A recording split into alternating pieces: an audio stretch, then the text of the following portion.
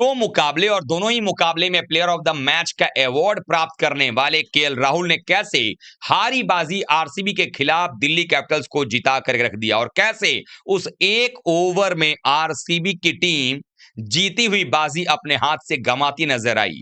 आखिरकार क्या ऐसा हुआ जिसकी वजह से केएल राहुल ने मचा दी तोड़फोड़, ये सब कुछ हम आपको इस वीडियो में बताने वाले हैं और इस वीडियो को पूरा देखिएगा। पसंद आए तो लाइक कीजिएगा, शेयर करिएगा दोस्तों में, और चैनल पहली बार आए हैं तो क्रिक रोस्ट की फैमिली में सब्सक्राइब बटन दबा करके अभी शामिल हो जाएगा। चलिए वीडियो को शुरू करते हैं। जैसा कि आप सबको मालूम है कि केएल राहुल जब अगर अपने लय में होते हो तो उनको रोक पाना मुश्किल ही नहीं नामुमकिन हो जाता है। उनके पास क्रिकेट की किताब की हर वो स्ट्रोक्स मौजूद हैं जहां पर कि वो शॉट्स लगा सकते हैं, चाहे वो पुल हो, कट हो, स्वीप हो, रिवर्स स्वीप हो, स्कूप हो, हर प्रकार के शॉट उनके पास में है। और ऐसा प्लेयर बीच के दिनों में थोड़ा सा शेल में चला गया था, यानी धीमा खेलने लग गया था, आलोचनाएं हो रही थी।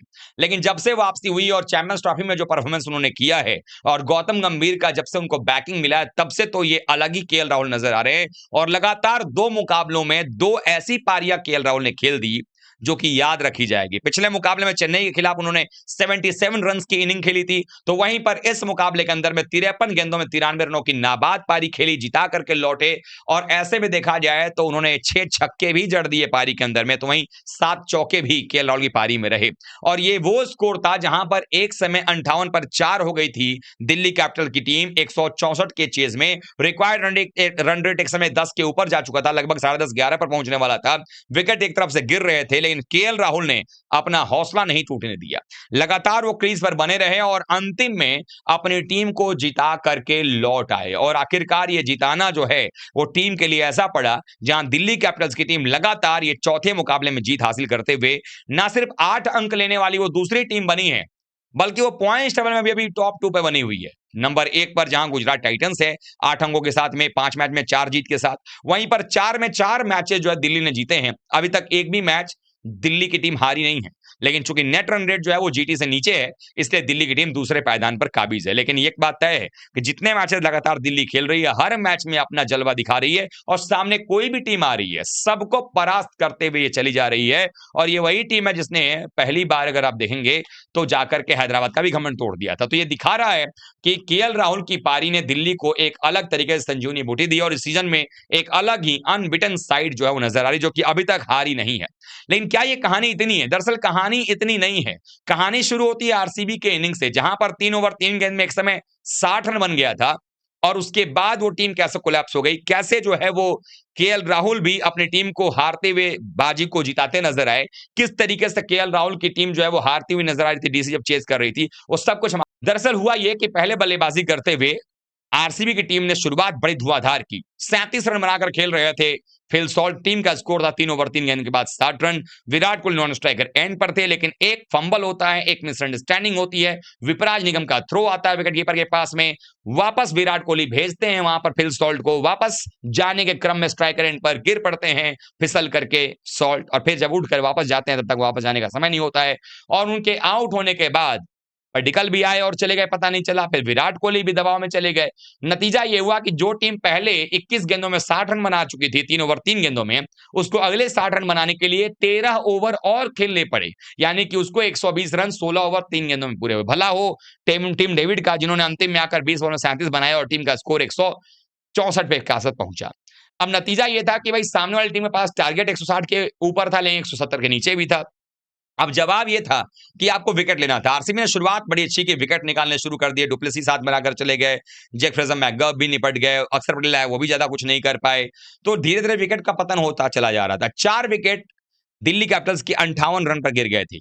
अब लगने लगा था कि यहां पर दिक्कत हो जाएगा। 5 रन के आसपास पर जब केएल राहुल बल्लेबाजी कर रहे थे, उसी समय एक कैच उन्होंने हवा में उठाया और वो कप्तान पाटीदार मिड ऑफ से काफी लंबी दूरी तक वो दौड़ लगा के जाते हैं, हाथ में गेंद आती भी है लेकिन छिटक जाती है और वो कैच छूटना मैच छोड़ने के बराबर था और आरसीबी उसकी वजह से मैच हारी।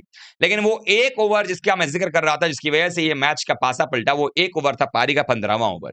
दरअसल जब 14 ओवर पूरे हो गए थे, वहां पर 15वां ओवर जब करने के लिए आए जॉश हेजलवुड, उस समय अगर देखा जाए तो वो ओवर ऐसा था जहां पर कि अगर उसके वो पहले बात करें 36 गेंदें जो बाकी थी, तो उसमें कितने रन बनाने थे। दरअसल जब 36 ओवर बाकी थे तो 14 ओवर के बाद 99 पर 4 स्कोर था और उसके बाद जीत के लिए वहां पर अभी भी 66 रन चाहिए थे लगभग 6 ओवर में। यानी जो रिक्वायर्ड रन रेट था वो कुल मिलाकर के अगर देखा जाए तो 164 चाहिए थे जीत के लिए और 65 रन चाहिए थे। लगभग आपको 6 ओवर में 11 रन प्रति ओवर बनाने थे। 15वां ओवर लेकर के आते हैं जॉश हेजलवुड। तभी क्या होती है, ओवर की शुरुआत होने से पहले ही बारिश आ जाती है। अब चूंकि पता था कि 14 ओवर का दूसरी पारी में खेल हो गया और बारिश अगर आती है और रुक जाती है, फिर रुकती नहीं है और लगातार जारी रहती है, तो डीएलएस आ जाएगा।